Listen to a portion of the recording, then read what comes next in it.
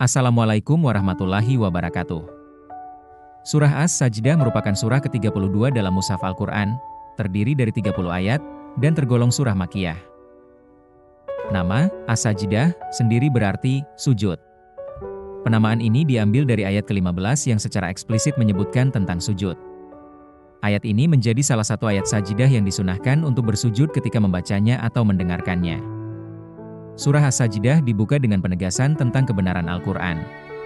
Allah Subhanahu wa Ta'ala menyatakan bahwa kitab suci ini adalah wahyu yang diturunkan darinya, tanpa keraguan sedikit pun. Ini adalah petunjuk bagi seluruh umat manusia. Kemudian, surah ini mengajak kita merenungi kebesaran Allah sebagai pencipta. Allah menciptakan langit dan bumi serta apa yang ada di antara keduanya dalam 6 masa. Setelah itu, Dia bersemayam di atas arsy, mengatur segala urusan. Tidak ada pelindung maupun pemberi syafaat bagi kita selain Dia. Tidakkah kita mengambil pelajaran dari keagungan penciptaan ini? Semua ini menunjukkan kekuasaan dan keesaan Allah yang mutlak. Surah As-Sajdah juga menguraikan secara rinci proses penciptaan manusia. Allah memulai penciptaan manusia dari tanah, kemudian dari setetes air mani yang hina. Dia menyempurnakan bentuknya dan meniupkan ruh ciptaannya ke dalamnya. Allah menganugerahkan kepada kita pendengaran, penglihatan, dan hati nurani. Namun, sedikit sekali dari kita yang bersyukur atas nikmat-nikmat agung ini.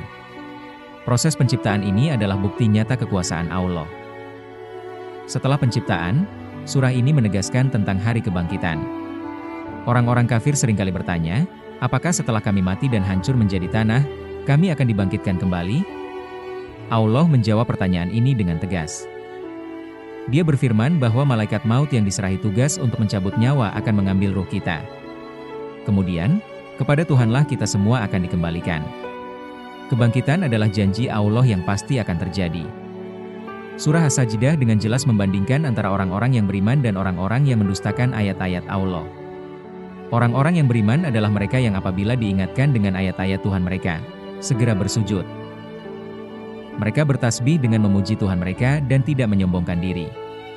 Mereka adalah orang-orang yang menjauhkan lambung mereka dari tempat tidur, berdoa kepada Tuhan mereka dengan rasa takut dan harap. Mereka juga menginfakkan sebagian rezeki yang Allah berikan kepada mereka. Balasan bagi mereka adalah surga yang penuh kenikmatan, sebagai balasan atas apa yang telah mereka kerjakan. Sebaliknya, orang-orang yang fasik dan mendustakan ayat-ayat Allah tidaklah sama dengan orang-orang yang beriman. Mereka akan merasakan azab yang pedih di dunia dan di akhirat. Azab dunia mungkin berupa kesulitan atau musibah, sedangkan azab akhirat adalah neraka jahanam. Allah tidak akan menyalahi janjinya. Ayat ke-15 dalam surah ini adalah ayat Sajdah. Allah berfirman bahwa sesungguhnya orang yang benar-benar beriman kepada ayat-ayat Kami adalah mereka yang apabila diperingatkan dengannya, mereka segera bersujud.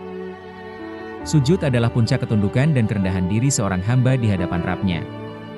Ini adalah bentuk pengakuan akan keesaan dan kebesaran Allah. Sujud tilawah adalah sunnah yang sangat dianjurkan. Surah ini juga menyinggung kisah Nabi Musa alaihi salam.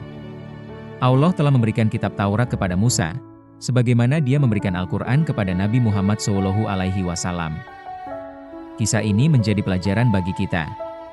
Allah menjadikan sebagian dari Bani Israel sebagai pemimpin-pemimpin yang memberi petunjuk dengan perintahnya, karena kesabaran mereka.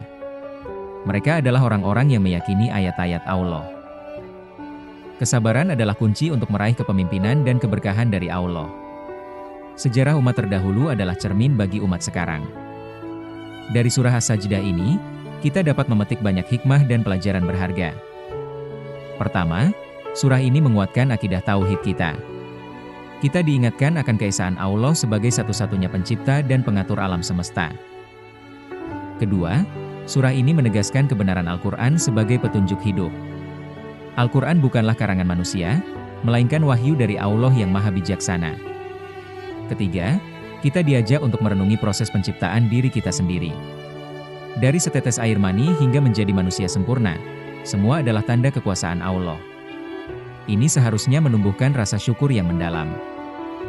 Keempat, surah ini mengingatkan kita akan kepastian hari kebangkitan dan pembalasan.